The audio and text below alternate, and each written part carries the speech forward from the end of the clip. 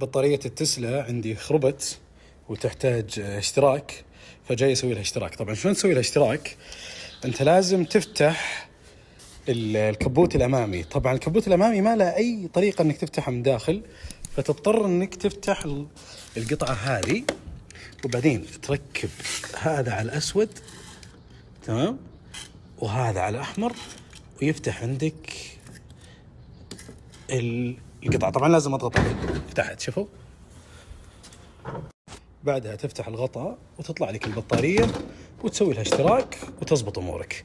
طبعا انا جايب هذا حق بيسوس للسيارة، الاشتراك، الهواء، للكفرات وغيرها، رهيب.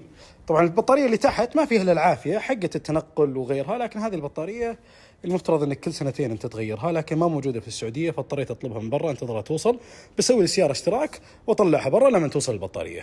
طبعا الحلو في شاحن السيارة هذا او اشتراك السيارة انه مجرد انك ما تشبكه هو بيسوي شغله. خلنا نشبكه مع بعض، شوفوا خلاص بدأ يشحن السيارة ويعطيها كهرباء.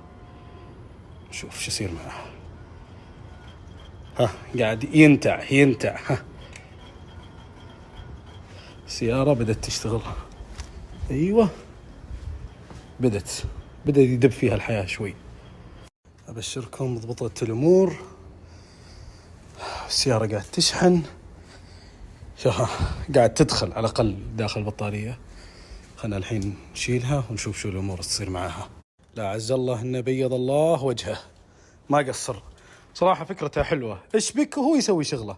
طبعا حاولت 3 مرات يا الله أزبطت فيه.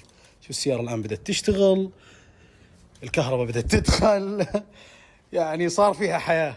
أنا مشكلة ما أقدر أغسلها لأن يوم طفت حلو القزازة كانت نازلة فما تقدر.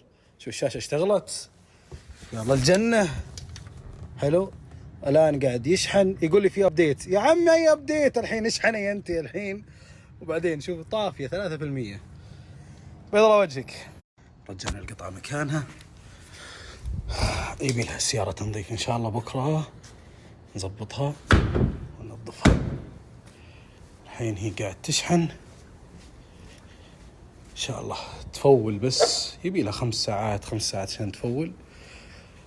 والأسبوع هذا إن شاء الله على ما توصل البطارية من برا ونرتبها.